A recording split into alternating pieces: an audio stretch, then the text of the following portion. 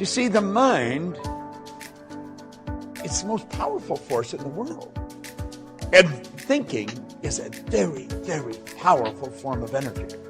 Thought waves are cosmic waves that penetrate all time and space. Now, as we go into the laws of thinking, I want to refer to a few points from Raymond Halliwell. He said, to the average person, life is an enigma, a deep mystery, a complex and incomprehensible problem, or appears so.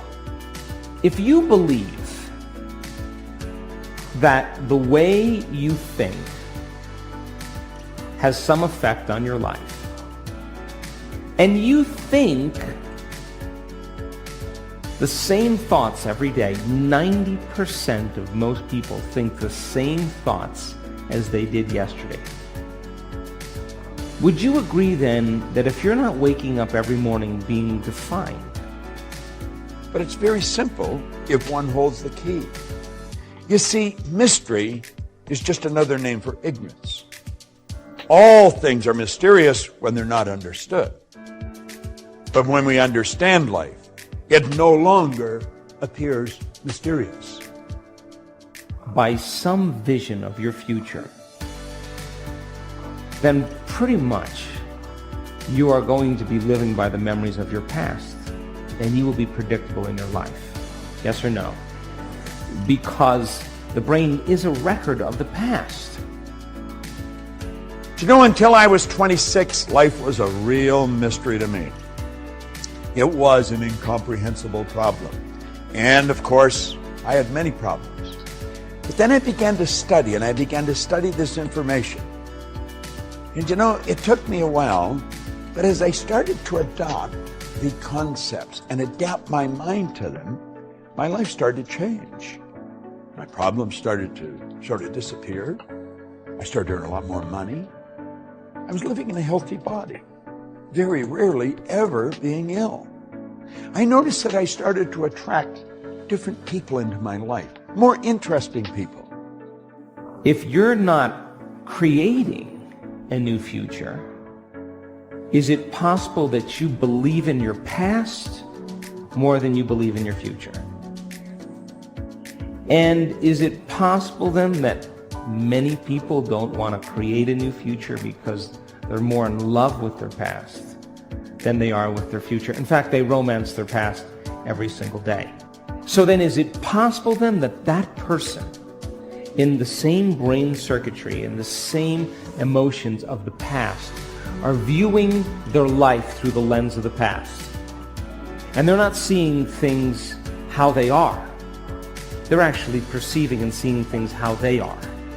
And they're telling a story in their mind that's actually causing them to perceive life equal to that story. A person's interesting because they're interested. And you see, as we start thinking powerful thoughts, everything starts to happen. Now let me share something that Raymond Halliwell said. He said, we're progressive beings, you and I, a creature of constant growth, before whom lies an illimitable ocean of progress to be navigated and conquered only by development and culture of our inherent powers. You ask that person, so why are you this way? And they say, I'm so glad you asked, because I get to talk about my past. And as they talk about the incidents in their past, would you agree then that they're saying that was the event that changed me, and I haven't actually been able to change since that event? That event has defined me as the person I am today. Yes or no? Now, the research on memory says after a period of time, that story that they tell of their past, 50% of it isn't even the truth. The progress of the individual is largely determined by his ruling mental state. Because the mind is the basic factor in governing power in the entire life. Attention should be given to the predominant mental state, for it will regulate the action and direction of all one's forces, faculties, and powers, the sum total of which will inevitably determine many particular experiences and personal fate. You see, the ruling state of mind is made up of various mental attitudes, which the individual adopts towards things, events, and life in general. If the attitudes are broad in mind, optimistic in tone, and true of life, his predominant mental state will correspond and exhibit a highly constructive and progressive tendency.